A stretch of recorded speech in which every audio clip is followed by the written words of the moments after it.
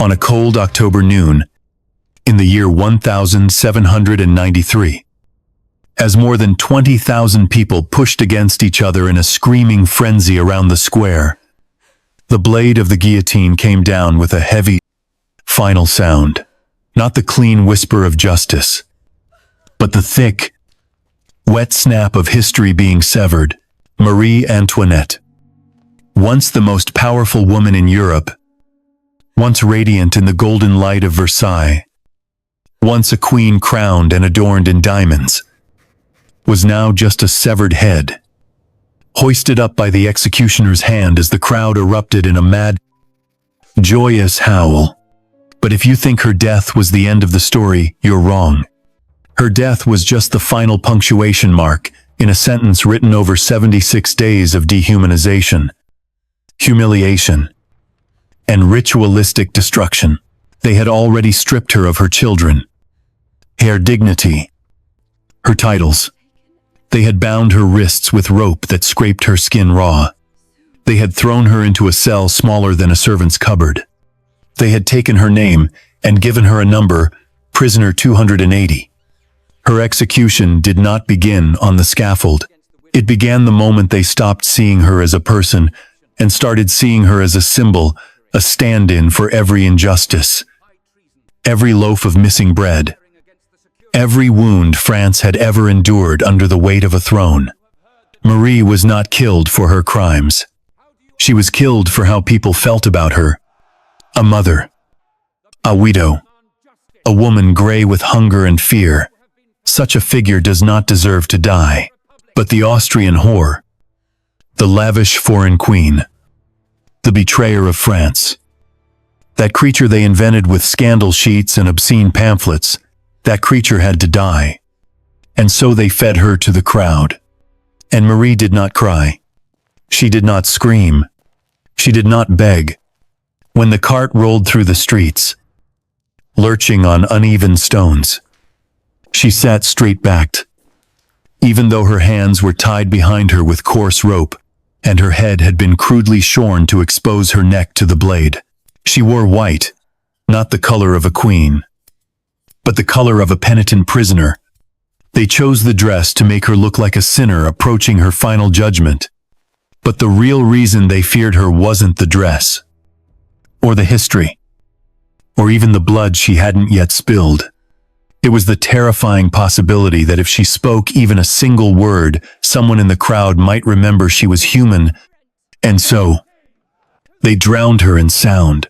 Drums pounded beside the cart, so that no one could hear her voice. Because if Marie Antoinette spoke, if she said anything at all, their revolution might begin to feel too much like an execution. They said she walked with her head high. They said she stepped on the executioner's foot and instantly said, "Pardon me, Sia. I did not mean to." That final sentence, soft as a breeze, landed like a cannon blast. They couldn't break her. They couldn't make her beg. They couldn't take her composure. And so they took her life. At exactly 12:15, the blade came down. A hard, clean strike. Flesh, bone, blood, and legend. Her head fell into the basket, and her hair, once powdered and perfumed, was now matted with sweat and gray with grief. The crowd roared, embracing, cheering, throwing hats in the air, crying "Vive la République," as if the world had been cleansed. But somewhere in that square, someone did not cheer. Someone stood still. Someone felt something twist in their gut, because they realized what had just happened. They had not killed a tyrant. They had not killed a monster. They had killed a question. And that question was, how much blood does it take to buy freedom? Marie Antoinette was not a saint. She had lived in extravagance. She had made mistakes. But she was not the demon they had made her out to be. She was not the villain in their political theater. She was a mother, a woman who knew fear, a figure of both weakness and strength. And on the day she died, that strength quiet, unwavering, cracked through the performance like a shaft of sunlight in a locked room. No matter how many heads the revolution claimed, no matter how many banners waved, no matter how loud the crowd roared, there was something they could not cut, the silence of someone who refused to break. Before the blade, before the prison, before the crowd chanted for her blood, there was a girl, 14 years old, cheeks still soft with childhood, eyes too wide for what they were about to see. She stepped out of a carriage in the year 1770, her body trembling with the weight of a wedding dress, stitched not with thread, but with treaties. Her name was Maria Antonia Josefa Johanna. By nightfall, she would be Dauphine of France, and by the time the sun rose again, her Austrian name would be gone, and a crown she could not yet lift would begin to press into her bones. Versailles was not a palace. It was a machine, a breathing, gilded, perfumed organism with corridors like veins and protocol like oxygen. Every step the young girl took echoed across marble that had seen kings and lovers, betrayals and prayers. More than 3,000 courtiers lived there, survived there, consumed each other in slow-motion warfare, fought for glances, for favors, for the right to pour wine or button a royal sleeve. It was not a home. It was a stage. And the girl, the foreigner, with the uncertain French and the stomach that turned from unfamiliar dishes, had been cast in the starring role. Each morning, the ritual began. The highest-ranking noblewoman available would dress her, not because the queen could not do it herself, but because custom demanded that each layer of silk, lace, and undergown be applied in a hierarchy of hands. Every gesture had meaning. Every silence had consequence. Her hair was curled, powdered, adorned with feathers or ships or flowers, depending on the fashion. Her shoes were buckled by someone with fewer ancestors than the one who powdered her neck. She could not eat alone. She could not walk unaccompanied.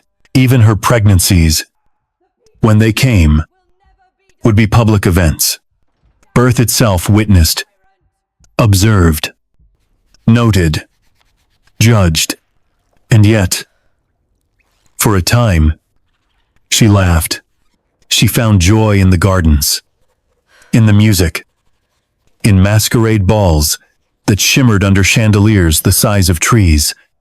She played cards, gambled without understanding the stakes, rode horses too fast, giggled behind a fan at jokes whispered by women who would one day testify against her. She drank champagne and danced until dawn, and once asked for a swing to be hung in the royal grove, just so she could feel what it was like to fly. The people called her frivolous.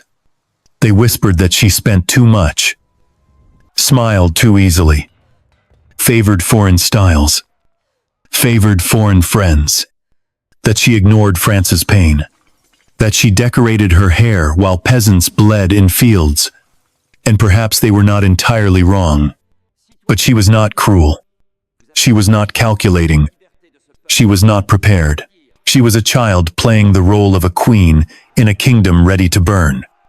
Versailles demanded perfection, but gave little in return. And as the years passed, the games turned into expectation, and the laughter faded into silence. Her marriage was not consummated for years. The court mocked her.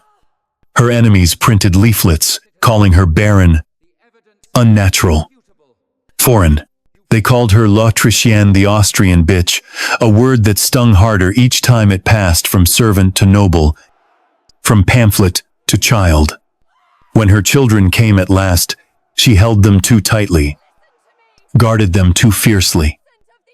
Her son, Louis Joseph, would die before reaching his 8th birthday.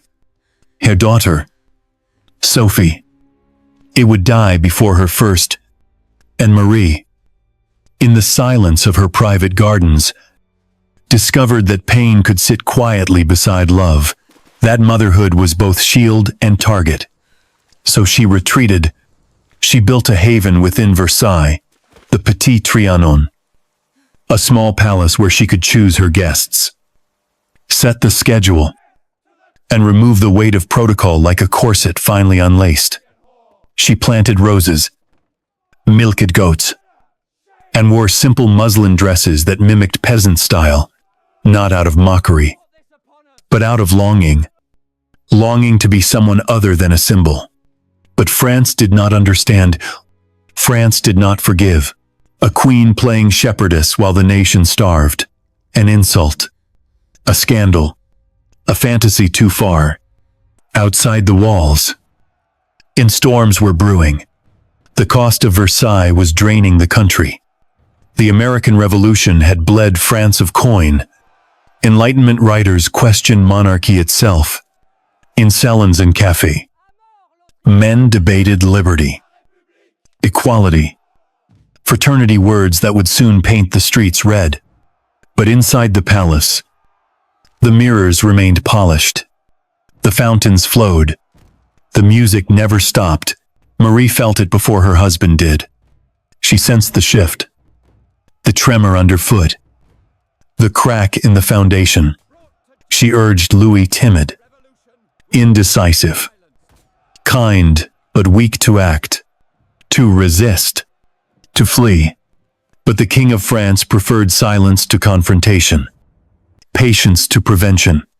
And so they waited, and the people marched. By the time the gates of Versailles trembled under the fists of hungry women in the year 1789, the story had already turned against her. The queen was no longer a person. She was a mask, an effigy, a lie, dressed in silk. That night, Marie listened to the shouts, heard the doors splinter, heard the screams of guards cut down with blades meant for animals. She held her children tighter, stared at the candlelight flickering across the walls of her bedchamber, and knew in a way she had never known before that the walls would not protect her, that the gold leaf would not shield her from steel, that the era of mirrors and music had ended. And still, the next morning, she stepped onto the balcony, calm, poised, eyes scanning a sea of fury. They shouted. She bowed. And in that moment, something broke between her and France, something that would never be repaired. The little girl who arrived in lace had become a woman made of porcelain, already cracking, already marked for ruin. The queen no longer ruled. She watched the world tilt, watched from behind velvet drapes as the crowds that once clapped for royal parades now screamed for heads on pikes. She stood inside the Tuileries palace, no longer Versailles, and felt the walls of her life close in. This was no longer a court. It was a cage. The October night in the year 1789 began with thunder, but not the kind that came from the sky. It came from feet.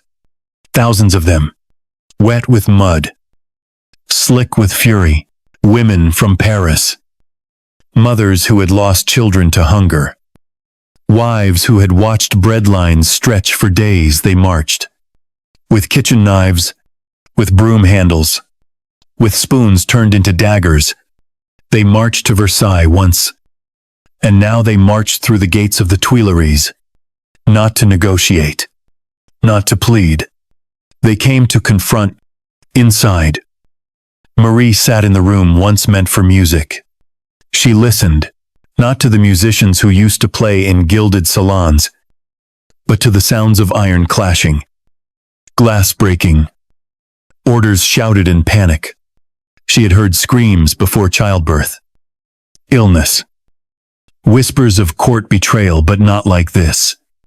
Not the deep-throated screams of a crowd that has decided mercy is a luxury they can no longer afford. They were inside. They killed 2 guards in the hallway. dragged their bodies into the courtyard, beheaded them, mounted the heads on spikes, one smile, still frozen in rigor mortis. The other, with lips pulled back in what looked like prayer. They paraded them beneath her window. Not for symbolism, for satisfaction. She didn't scream. She did not faint. Instead, she stood beside her husband and her children, and for the first time in her reign, she became still, cold still, marble still. The queen had not been trained for war, but she knew, in that moment, how to perform calm in the face of chaos, not to reassure others, but to survive. The royal family was forced out onto a balcony. Below them, the mob shouted, spat, lifted the severed heads higher. They screamed for the queen. Let her show her face. And so she did. She walked alone. The king stood back. Her children were held behind her. Marie stepped forward. Her hair had come loose, damp with fear. She wore a simple gown, pale as dawn. She bowed, slowly, deliberately, the kind of bow one gives before death, not to ask for life, but to acknowledge that it will soon be taken. And something strange happened. The crowd grew quiet. Not long, not entirely, but long enough to remember she was a person, not a mask, not a caricature. A woman, one who bowed even with blood below her windows, one who stood alone. But silence never lasts long in a revolution. The royal family was moved to Paris, no longer in carriages with gold crests, but under guard, through streets filled with mud and curses. The Tuileries became their new prison. The tapestries were still there. The furniture still gleamed. But the palace breathed differently now, with the breath of surveillance, of suspicion, of waiting. Every room was watched, every letter read, every hallway echoed with the quiet shuffle of armed guards who no longer bowed. Marie could not move from one room to another without permission. She could not speak without ears around corners. She could not hold her children without wondering if they would be taken next. Her days were filled with silence, and her nights were filled with noise. Sounds she could not place. Creaks, boots, a cough through the wall. She no longer trusted the floors beneath her feet, as if they might collapse and pull her down into the earth. Outside, pamphlets raged against her. They called her beast, traiteur, adulteress, witch. They printed images of her naked beouvrone, defiled, violated by symbols of the Republic. Her body was no longer hers. It belonged to the people who hated her.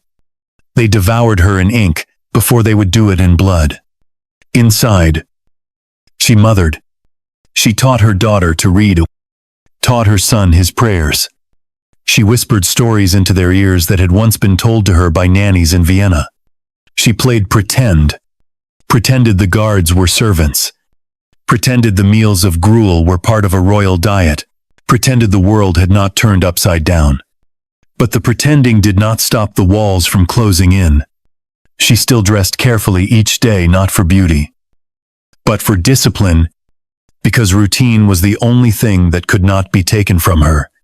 When her husband fell silent, she took his place in speaking to ministers, in writing letters, in trying, even as it slipped from her grasp, to hold the thread of a world unspooling too fast.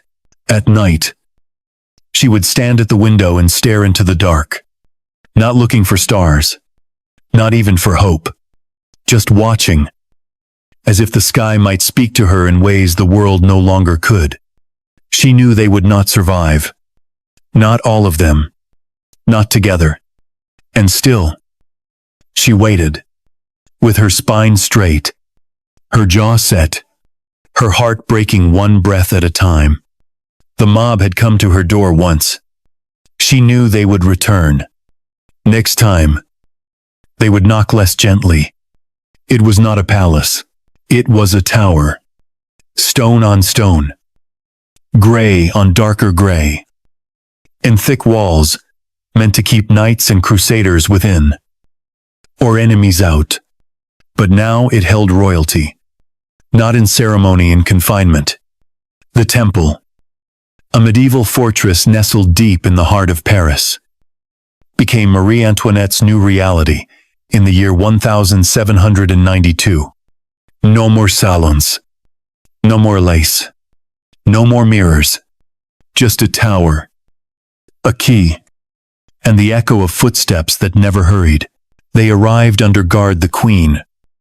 The dethroned King. Their 2 surviving children. And Madame Elizabeth. Louise de Vaux's sister. They were not given suites or bedchambers. They were assigned 4 rooms. Stacked upon each other. Linked by stairs that creaked, not with age, but with surveillance. The walls sweated moisture. The windows let in little light. Outside, the crowd cheered their imprisonment. Inside, the family unwrapped silence, like a final gift. Marie Antoinette tried to keep order. She rose at dawn. She cleaned. She taught. She braided her daughter's hair. Helped her son with his lessons. Arranged a table for meals, though the plates were made of earthenware and the knives dulled to keep her from harm. Everything was monitored. Every movement. Every word. Guards listened. Sometimes they wrote it down. Sometimes they just smirked. The Queen no longer had power. But she still had purpose, and it came in the shape of her children Marie-Thérèse, who would cling to her mother's arm at night, and Louis Charles, barely 7 years old, whose blonde hair curled like candlelight. She told them stories, invented games, pretended the scratchy linen on the beds was silk. She tried, every day, to make the prison feel like something less than a punishment. But the revolution had other plans. They wanted to break the monarchy, not just kill it. And to do that, they had to turn it against itself. The king was the past. The boy was the future. And so they made their move. The boy was taken. One morning, they came for Louis Charles. Revolutionary guards, flanked by officials, opened the cell door and ordered the child to follow. Marie stood between them and her son. They pushed her aside. She screamed. She begged. She promised cooperation. She clutched his arms so tightly that his skin bruised, but they peeled her hands away. The boy, terrified, looked back as they dragged him from the room. He was placed in solitary quarters, forbidden to see his family again. The Queen did not see him after that. Not even once. She could hear him. Sometimes. Muffled cries through the stone. At night. She would wake up to what she thought was his voice calling for her. But when she pressed her ear to the wall, there was only silence. They gave the boy to a man named Antoine Simon, a cobbler by trade. Now a revolutionary jailer. Simon was instructed to re-educate the boy, teach him to forget his lineage, to forget his mother. Louis Charles was fed lies, taught that his parents had betrayed France, that his mother was wicked. He was beaten, threatened, de nil affection. And in time, he broke. Marie was told her son had confessed, that he said she abused him, that he agreed with the Republic, that he would be raised as a child of the Revolution. The Queen didn't believe it. Not at first, but when she heard the words read aloud at her trial, when she heard the accusations come from her son's lips coached, distorted, empty, something inside her shattered. Not anger, not denial, but a grief so profound it did not look like grief.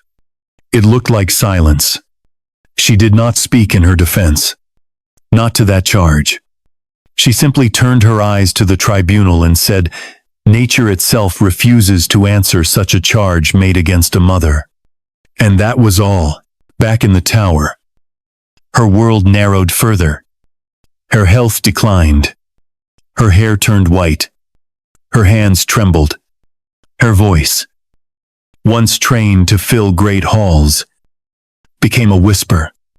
She had no music, no letters, no news, except what the guards decided to share, mostly lies, mostly to wound. But she still held her daughter. Marie Therese clung to her like the last branch before the fall. The queen read scripture aloud at night, softly, more to herself than anyone else. She prayed not for rescue. She no longer believed in it, but for peace, for endurance, for the dignity not to be erased. Outside, the world moved on. France was at war. The king had been tried and executed. Heads fell daily in the square. The people demanded more blood. Always more. Inside, time stood still. Every day was a copy of the one before. Except Kitty. Dimmer. Colder. In her moments alone, Marie would walk the narrow space of her chamber. Over and over. 10 steps one way. Turn. 10 steps back. A queen's promenade reduced to pacing like an animal in a cage. She counted steps, the way she once counted pearls on a necklace. She stared at the cracks in the stone, traced them with her fingers, and gave them names like old friends. But nothing was more cruel than not knowing if Louis Charles remembered her, if he cried at night, if he believed what they told him, if he blamed her. That unknowing festered. It bloomed like mold in the corners of her soul, and she could not speak of it, because to speak of it would make it real. Some nights, she dreamed of escape, not of running, not of carriages or foreign ships, but of being in a room with her children. Just a room. Any room. With no guards. No keys. No revolution. Just quiet. Just a fire. Just her children sleeping safely beside her. But dreams were rationed now. Like everything else, the temple had been a cage. But it had walls that echoed with her daughter's voice. Windows that still showed the sky. A bed that still smelled like childhood. The conciergerie was different. It did not pretend. It did not whisper. It devoured. When they came for her at 2 o'clock in the morning on the 1st of August, in the year 1793, they said only that she was being moved. No explanation. No warning. They did not let her say goodbye to her daughter. She turned toward the tower window, one last time, searching for the place where her children slept, not knowing she would never see them again. The conciergerie had once been part of a royal palace. Now it was a slaughterhouse of silence. The walls were thick, damp with disease. The corridors stank of rot and human waste. And the cells were packed with prisoners who had already begun to forget their own names. Marie Antoinette, the Queen of France, was placed in a room 12 feet long and 8 feet wide. The straw mattress was moldy. The chair wobbled. There was no mirror. There were no books, no paper, no pen, and no privacy. A guard sat outside her door, watching her day and night, recording her movements, her sighs, her dreams, her pain.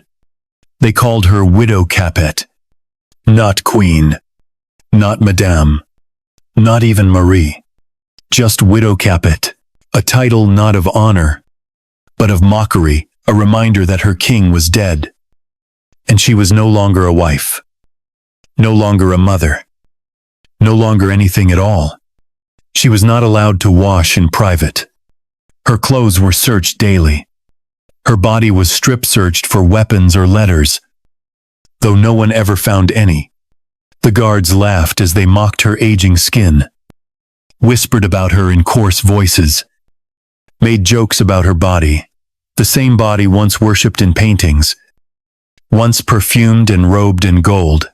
Her hair, once powdered and shaped like sculpture, now turned gray, thin, brittle. Her skin yellowed. Her breath became sour. Her stomach twisted in knots from spoiled food. She bled unpredictably. Her hands trembled. Some days, she could not stand. Other days, she could not stop pacing. But she never cried where they could see. Her dignity remained. The last dress she had not been forced to remove. She tried to pray. She tried to sleep. But her cell never slept. There was always noise, keys clinking, boots scraping, moans from the cells beside hers, the whisper of a name before it disappeared. Some nights, she awoke with a start, not from dreams, but from the certainty that her children were crying somewhere beyond the walls, and she could not reach them. And still she endured, not through strength, but through something more fragile and more terrible, the absence of alternatives.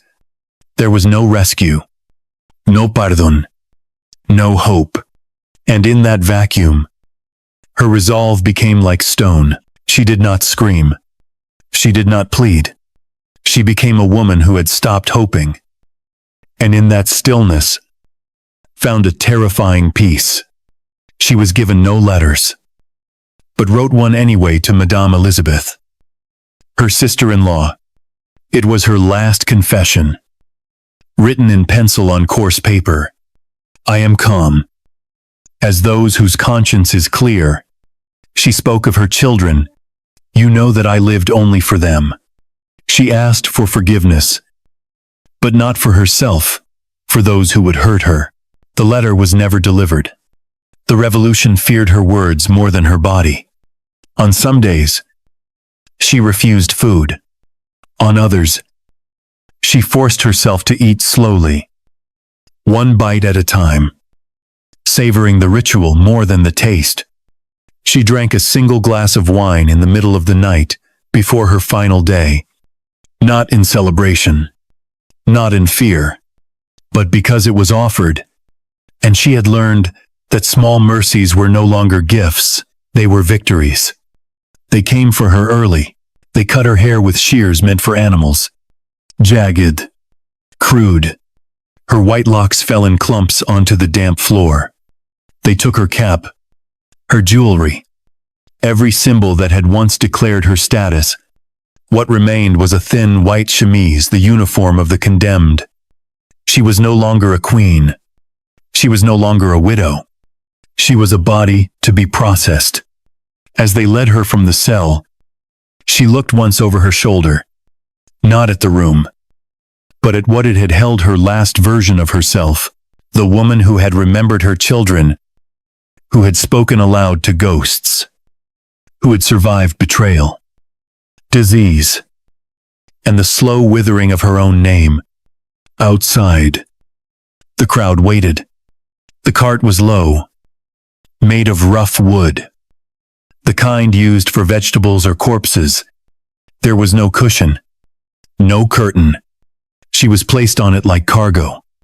Her hands were bound, her feet barry inside, broken slippers. The rope rubbed red against her wrists. The streets had filled with citizens since dawn. Children sat on rooftops. Vendors sold wine. Pamphlets flew like birds through the air. And yet, as the cart creaked through Paris, and more than one spectator said, she did not look like a traitor. She looked like someone who had already died many times before. They hurled insults, laughed. Some threw rotten fruit. One child threw a stone. She flinched, but said nothing. She kept her chin high. She looked at the people, not with hatred, not even with fear, with sorrow, not for herself. For them, They had turned her into a monster, so they would not see what they had become. It took 45 minutes to reach the square, the place de la Revolution, where the guillotine waited. Red, with blood, oiled, cleaned, sharp. The crowd surged. Drums beat. Soldiers shoved back citizens who pressed too close to the cart. She stood slowly. The executioner helped her. Her legs were weak. Her back ached. Her mouth dry.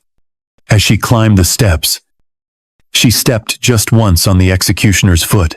"I'm sorry." "See ya," she said softly. "I did not mean to." And those were her last words. There are trials. And then there are performances. Marie Antoinette was not judged. She was staged. Her trial began on the 14th of October. In the year 1793. And from the moment she stepped into the courtroom, there was no question what the outcome would be. The sentence had been written before the charges were spoken. The gallows had already been measured, the blade already sharpened. This was not justice. This was theater soaked in blood. She entered not in royal robes, but in a plain white gown, hair cropped, wrists thin, her frame bent by confinement and hunger. The courtroom, packed with spectators. It resembled less a court of law than a coliseum. Men and women had come not to witness truth, but to watch a queen be humiliated. They whispered about her aging face, the way her gown clung to a body made frail by starvation. Some laughed, some jeered. Many brought their children as if cruelty had become a lesson passed down like patriotism. The charges against her were not merely political. They were personal, grotesque, and carefully chosen to enrage. She was accused of conspiring with foreign powers, betraying the French army, using her influence to destroy the Constitution. But worse than treason, they accused her of incest, of corrupting her own son, of poisoning his mind and body alike. It was a lie so revolting that even hardened revolutionaries shifted in their seats when it was read aloud. Her son's testimony extracted after months of manipulation, isolation, and whispered threats, claimed that she had done unspeakable things. He was 8. He was broken. They made him repeat the words. And he did. The courtroom listened in silence, rapt, as if watching a tragedy unfold in real time. But Marie did not scream. She did not deny. She waited until the testimony was finished. Then she stood, and for a long moment, she said nothing. Finally, in a voice so quiet it forced the room to lean closer, she answered, "If I have not responded, it is because nature refuses to answer such a charge made against a mother. Nothing more. No defense. No outrage. No plea. Just that a quiet statement that turned the grotesque into something unbearable." Even the judge shifted in his seat. Even the prosecutor, the infamous Antoine Fouquier-Tinville, known as the bloodhound of the revolution, paused before continuing. But the script could not be broken. Not now. The mob outside needed a verdict. The people needed blood.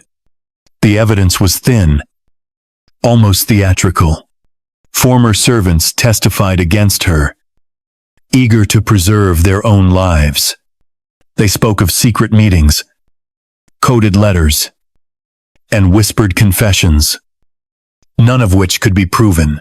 Her letters, some real, most forged, were waved about like relics of sin.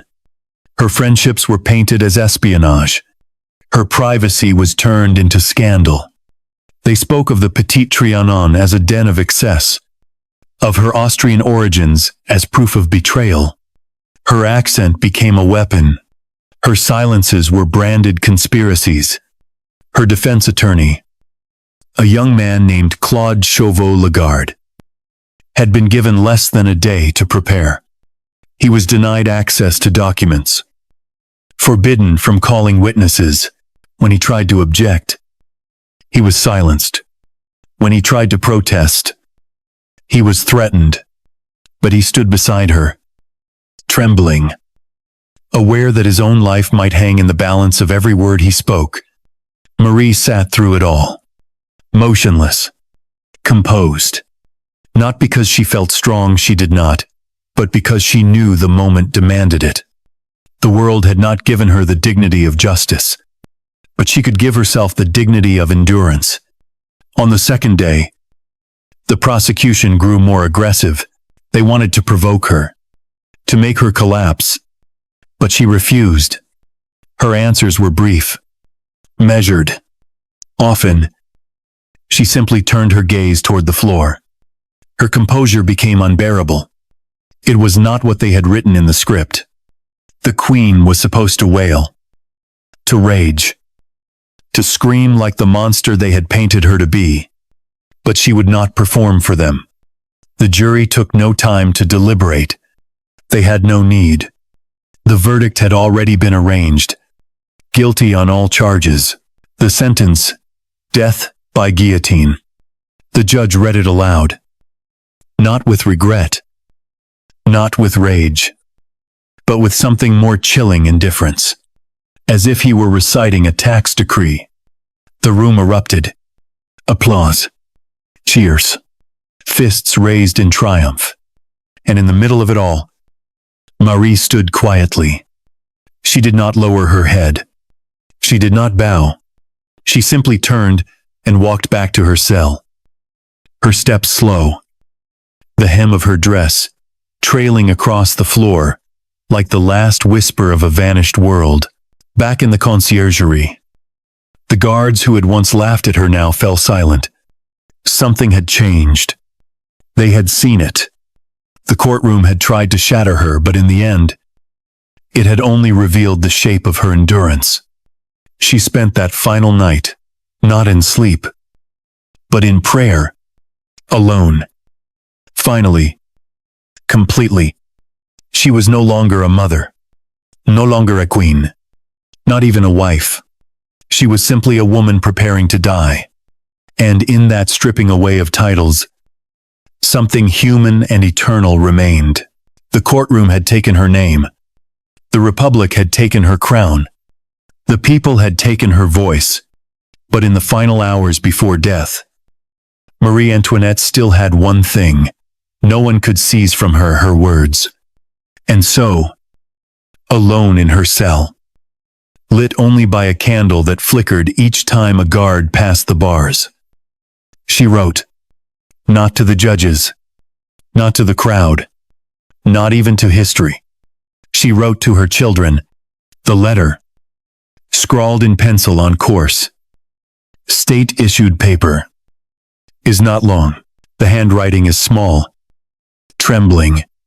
The lines bleed into one another, as if her hand shook too much to stay straight. But the message is clear. It is not political. It is not theatrical. It is the voice of a mother who knows that her children will grow up surrounded by lies about who she was. And she has one final chance, one last breath of ink to reach them. I am calm, she begins, as people are, whose conscience is clear. She does not defend herself. She does not explain the revolution. She does not write about the guillotine or the accusations. She writes of them. She tells her daughter and her son that she loved them, that she lived only for them, that she regrets leaving them, that she forgives those who hurt her, that she prays for them, not for herself. She does not cry in the letter, but there is grief pressed into every curve of the script. She does not write their names, not because she forgot them, but because she knew others would read it. Because even in her final message, she protected them, as much as any mother could with words. The letter never reached them.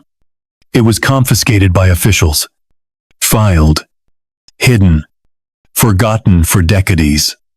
And yet, it survives, not just on paper, but in the ache it leaves behind. The knowledge that a mother sat alone, knowing her children would be taught to despise her, and still chose to write with love. Not anger, that she whispered across walls, hoping someone would listen. Even if they never heard. The night wore on. She refused food, except for a small portion of broth and a glass of wine, not for luxury, but to steady her hands. She prayed aloud, not theatrically, not for an audience, just whispered Hail Marys, one after the other, like stones in her pocket. As she crossed a river she knew she would not return from. She had no priest of her choosing, only a constitutional one, loyal to the Republic, not to Rome. At first, she refused his comfort, but as the candle burned lower, she relented. He sat beside her. They did not speak much. She did not need a sermon. She needed presence, and he gave her that. She did not sleep. She sat on the straw mattress, with her back to the wall, her hands clasped in her lap, not in fear, in stillness, like a statue slowly crumbling into dust. From time to time, she would glance toward the corner where the guards sat, watching her. They expected her to break. She never did. At dawn, she rose. They came with scissors, dull, rusted, and cut her hair. They sheared it close to the scalp, exposing her neck, not for shame, but for convenience. The guillotine worked best with no obstacles. Her hair fell to the floor in gray clumps, like ashes from a fire that had already burned out. She did not flinch. She did not look away. She simply endured. They dressed her in a plain white chemise. The dress was symbolic not of royalty, but of humility. A penitent's gown, the image they wanted for her last appearance. Not a queen, a sinner, someone approaching divine judgment with nothing left but skin. But Marie Antoinette was not playing that role. She did not beg for mercy. She did not ask for last words. She folded the last of her belongings into a cloth, a rosary, a piece of ribbon, and a small portrait of her husband now long dead. She placed it under the mattress. No one noticed. No one cared. Outside, the drums began. She knew what they meant. The crowd had gathered. 20,000. They said, maybe more. The Place de la Révolution was already full. They had come to watch her die, to see the blade fall. They brought their children, their lovers. They sold bread and pamphlets and wine. They called it justice. She called it something else, but she said nothing aloud. The cart arrived. Low, wooden, no seat, no dignity.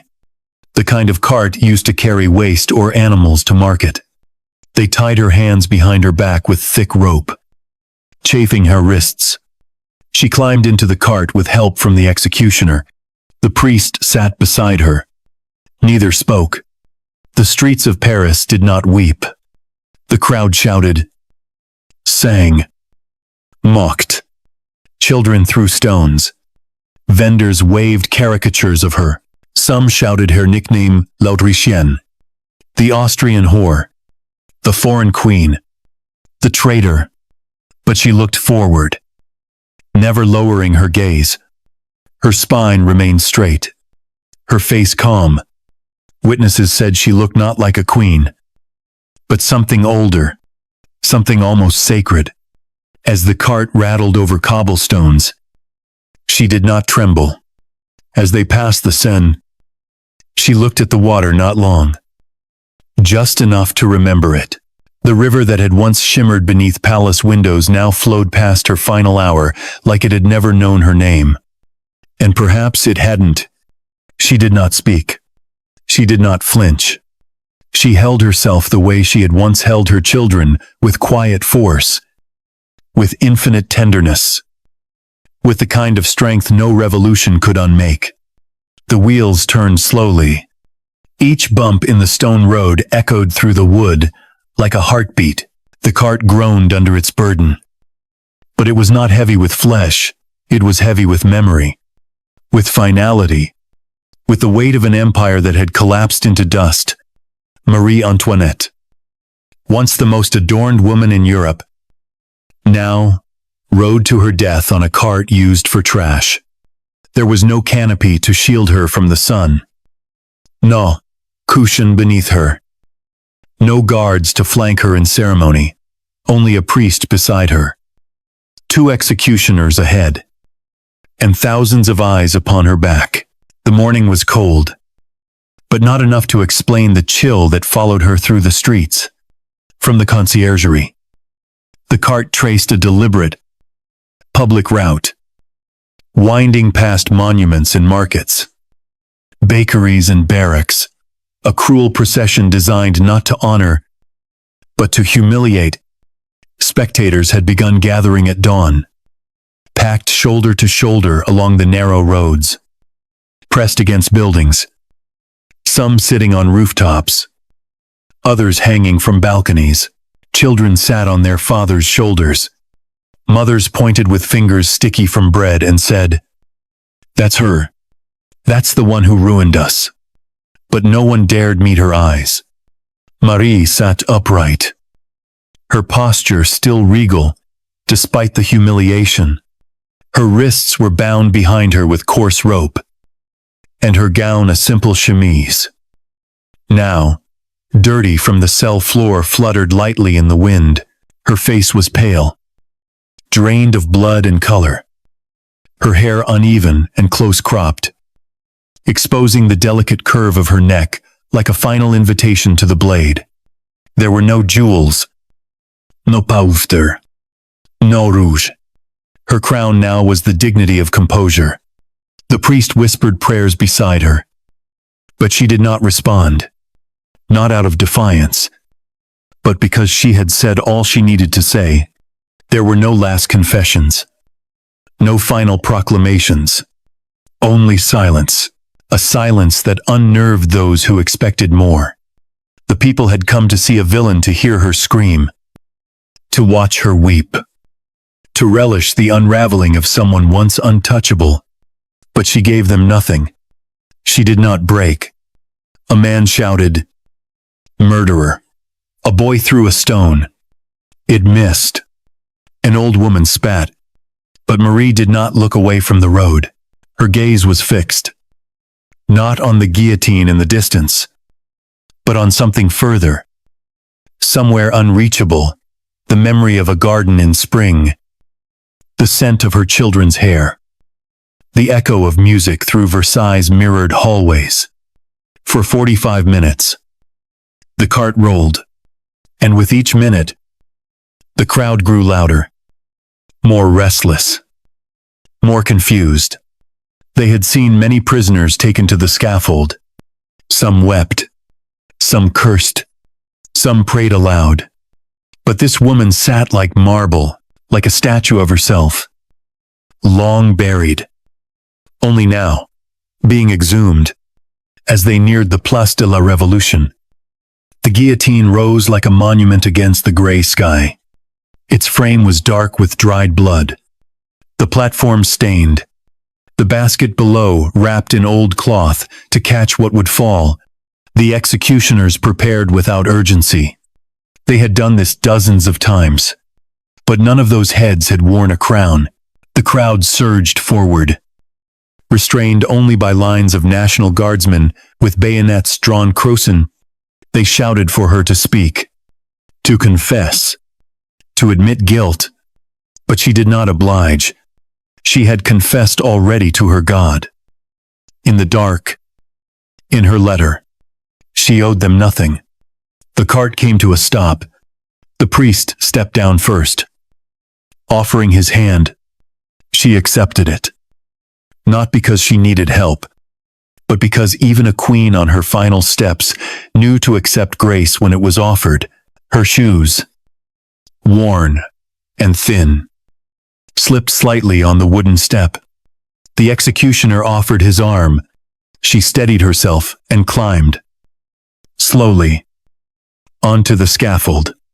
The roar of the crowd dimmed, not into silence, but into a strange hush, the kind that falls before a storm.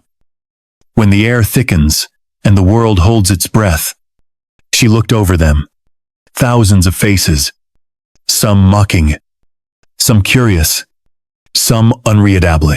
Perhaps, in that final moment, someone in the crowd saw not the queen, not the monster, not the scapegoat, but a woman who had lost everything. A mother, a widow, a daughter, a name. She stepped forward, careful not to trip on the hem of her gown. As she approached the executioner, her foot landed, awkwardly crushing his foot beneath her heel. She gasped. Then, softly, so softly that only those closest could hear, she said, "Pardon me, Sire. I did not do it on purpose." And that was her final sentence.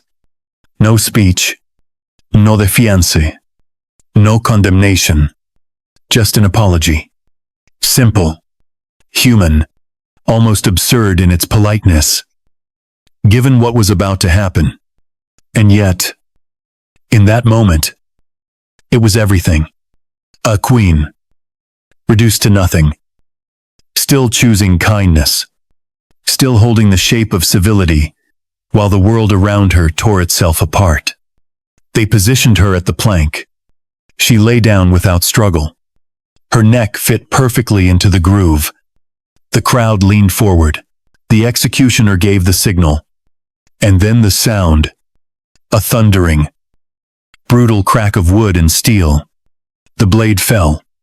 Marie Antoinette's life ended at precisely 12:15.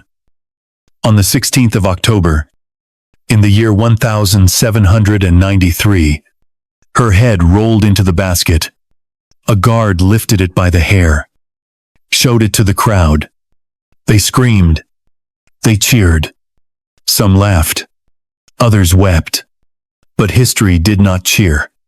History watched, because what died on that scaffold was not just a queen. It was an era, a way of life, a lineage, a fantasy, and, perhaps, a piece of the nation's soul. The blade had fallen.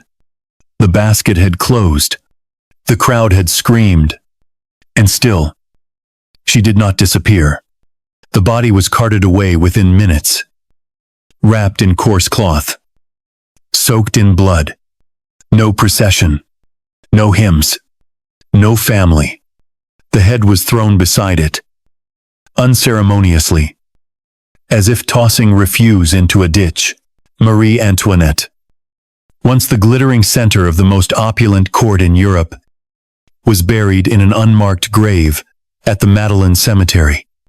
Lime was poured over her body to hasten decay. There was no tombstone, no name, just earth, bone, and silence. But silence has a way of becoming louder than applause. The revolution moved on. The blade continued to fall. Robespierre followed her. Danton, Desmoulins, thousands more. The guillotine grew dull with use. And the people who had demanded her death began to whisper that perhaps something had been lost, something they could not name, but felt all the same. The cheers that had once echoed in the Place de la Révolution thinned into memory.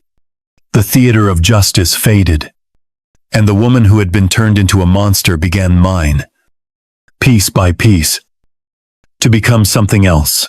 They spoke of her final walk, how she had held her back straight, how she had apologized to the executioner. They remembered the pale white dress, the soft voice, the boy she had lost, the daughter she had left behind in the temple. They reread the letter she wrote before her death, the one that never reached her children, but somehow reached history. In Vienna, her family mourned her privately. There were no ceremonies, no statues, only portraits turned to the wall and rooms sealed shut. Her mother, Maria Theresa, long dead, could not defend her. Her brother, Emperor Joseph, once her harshest critic, had been right about the dangers of the French court, but too late to help her escape it. And her son, Louis Charles, died alone in a dark room at the age of 10. His body riddled with disease, his name erased, his grave unmarked just like hers. But her daughter, Marie-Thérèse, survived. She was released from prison years later, pale, shaken, but unbroken. She lived long enough to see her mother's name slowly change in the public imagination. She defended her in letters, in silence, in dignity. And though she never saw justice in the way the world gives it, she lived long enough to see her parents' remains exhumed. In the year 1816, more than 2 decades after her death, Marie Antoinette's body was moved. The lime-stained bones were carefully lifted from the earth. The skull, cracked but intact, was identified by the fragments of the jaw and a single remaining molar. The remains of King Louis XVI were buried beside her. They were laid to rest in the royal crypt at the Basilica of Saint-Denis, the traditional resting place of French monarchs. The woman who had been buried as a traitor was reinterred as a queen.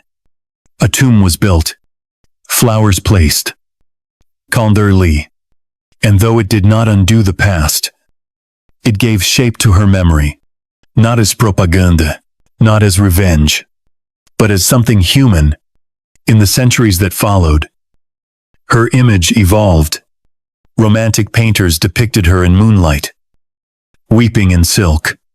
Writers painted her as a tragic heroine, a misunderstood royal trapped in the machinery of history. Some still called her vain, wasteful, blind, but even those voices softened over time, bending beneath the weight of a deeper truth that whatever her faults, her death was not a triumph of liberty, but a tragedy born of fear, vengeance, and the seductive power of scapegoating. In the modern age, she became something else entirely, a fashion icon, a symbol of decadence, a tragic figure, a woman caught between two worlds, one dying, one being born and crushed in the violence of that collision. Movies were made, books written, costumes stitched, her face printed on mugs and postcards, her last words misquoted, her myth expanded. But beneath all that silken scandal, beneath the cake and caricature, beneath the powdered wigs and perfumed letters, something remained. A girl taken from her homeland at 14, a wife married into a world that did not love her, a mother who watched her children disappear, a prisoner who endured, a woman who walked to her death without breaking, and that unbreakable stillness is what endures. History did not save her, but neither could it forget her. In the end, they stripped away her jewels, her titles, her family, her flesh, but they could not strip away her final gesture, an apology whispered to a man whose foot she stepped on, and in that absurd, beautiful moment, Marie Antoinette became not a queen, not a villain, not a martyr but a person. And sometimes, the history only begins when the crown falls.